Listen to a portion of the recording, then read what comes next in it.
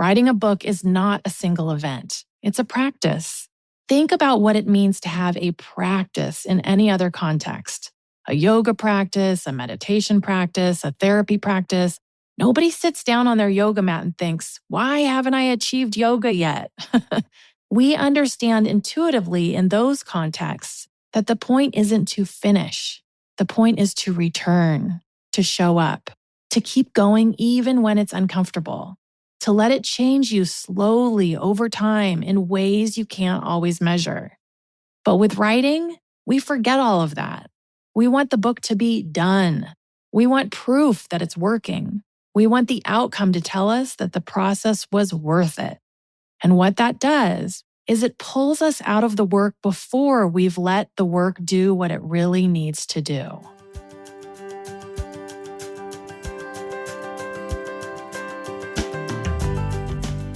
Welcome to The Whole Writer, a place where we talk about what it means to show up as someone who's grounded in their voice, in their community, and in their creative path, even when the world tells them to hustle, compare, or conform.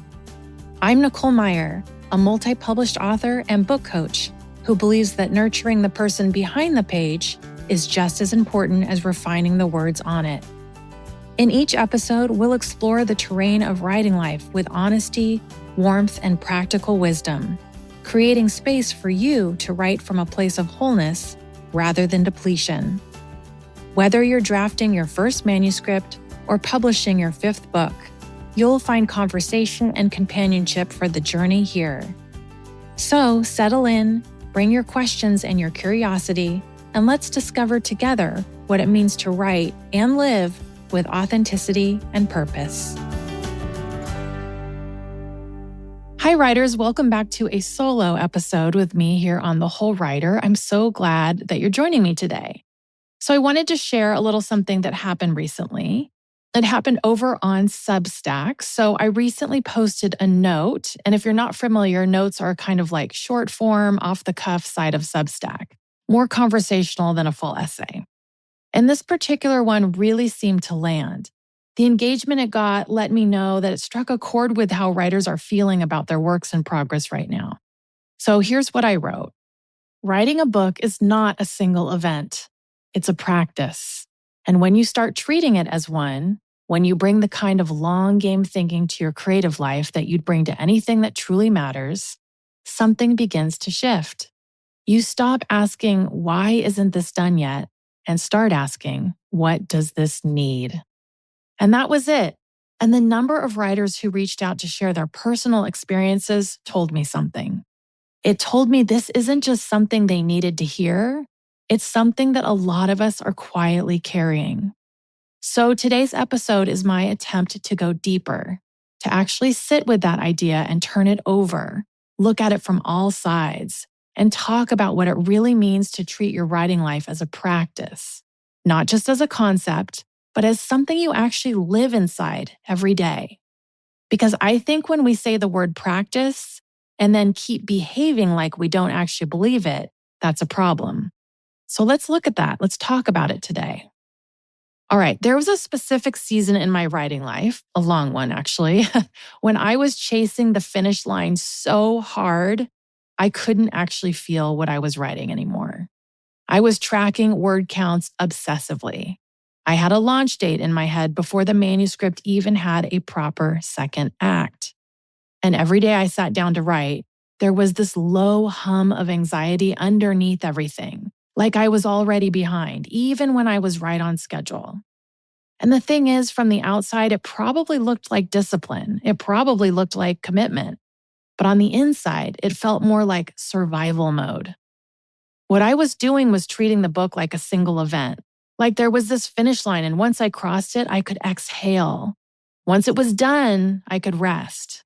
Once it was published, I could feel like a real writer. I think a lot of us are living inside that same story right now. Here's the reframe that took me, honestly, years to really absorb. Writing a book is not a single event. It's a practice. Think about what it means to have a practice in any other context. A yoga practice, a meditation practice, a therapy practice even. Nobody sits down on their yoga mat and thinks, why haven't I achieved yoga yet? Nobody quits meditating after 3 sessions. Well, maybe some people do, but not because they haven't reached enlightenment, right?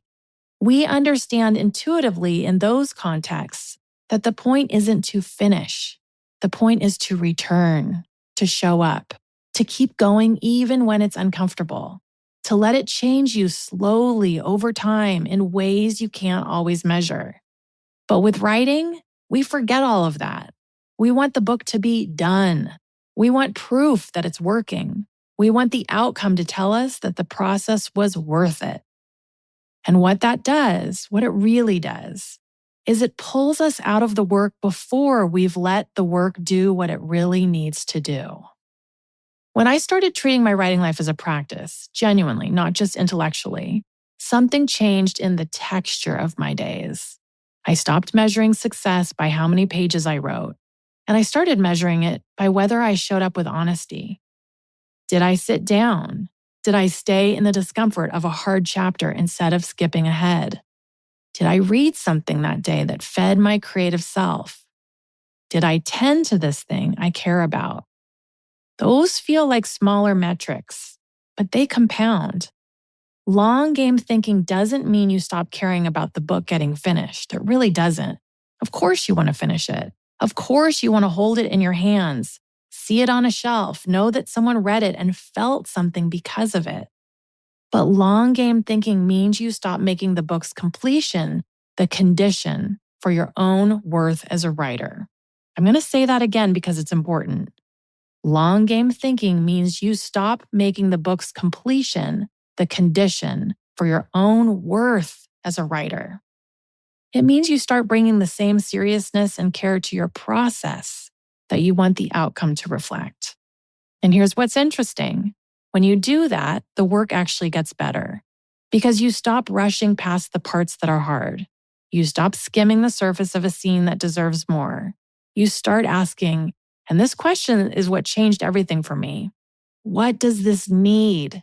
Not when will it be done, but what does it need? Those two questions lead you to completely different places. When will this be done leads you to shortcuts. It leads you to, quote, good enough. It leads you to submit before you're ready. Oh boy, how many of us have done that? Or, on the other hand, to abandon a draft because it didn't come as quickly as you hoped. All right, and then what does this need leads you inward? It leads you to the real problem in your second act. It leads you to the character motivation you glossed over. It leads you to the emotional truth you were maybe a little too afraid to write. I've started thinking of what does this need as a kind of compass, not as a task on a to-do list, but an orientation, a way of entering the work each day with openness instead of urgency. It's a question that requires you to be honest. It asks you to set aside what you want the draft to be and look clearly at what it actually is. And that honesty, that willingness to see clearly is, I think, the real mark of a writer who's in it for the long haul. All right, I want to speak directly now to anyone who's listening and feeling like they're running out of time. Maybe your book has taken longer than you planned. Maybe you've restarted or set it aside, or you've gotten feedback that sent you back to the beginning. Maybe you look at other writers and feel like everyone else is so much further along and you're somehow doing this wrong. I want you to hear this. You are not behind. You cannot be behind on a practice. A practice doesn't have a finish line. A practice has direction. The question isn't whether you're moving fast enough. The question is whether you're moving honestly, whether you're staying in the work, whether you're letting it ask things of you, and then rising to meet what it asks. That kind of work takes as long as it takes. And the writers I've seen that do this well, the ones who write books they're genuinely proud of, books that resonate, books that last, they're almost always the ones who stopped racing and started tending. They showed up, they revised, they stayed. Not because it was easy, but because they've made that commitment, that quiet commitment to the work, to themselves as a writer. And that was bigger than any single deadline. So here's what I want to leave you with today. If you're in the middle of a draft that's taking longer than you expected, ask, what does it need? If you're stuck and not sure how to move forward, just ask, what does this need? If you're feeling pressure to rush or wrap up or get it done, pause, ask the question, and then trust what shows up. Because here's what I believe. When you bring long game thinking to your creative life, when you treat writing as a practice instead of a finish line, something begins to shift. When you stop waiting to feel like a writer until the book is done, you start becoming one right now in the day-to-day act of returning. That's where the real books are made, not in a single event, but in the slow, faithful accumulation of days. Writers, thank you so much for spending this time with me. If this episode resonates with you, if this brought something up of a spark of inspiration or a feeling of motivation for your work, please let me know. Find me on Substack, leave a review, send me an email, reach out via my website. I am here, and I love hearing from writers. Until next time, everyone, take good care of yourself and of the writing. I'll see you next time on The Whole Writer. If you want to check out my coaching programs for fiction writers, visit NicoleMeyer.com. That's MEIER. And if you like this episode, I'd love you to take a minute to leave a rating and review for this podcast. This will help more writers like you to discover the show and to get going on their writing journey. Thanks so much for listening. Until next time, happy writing, everyone.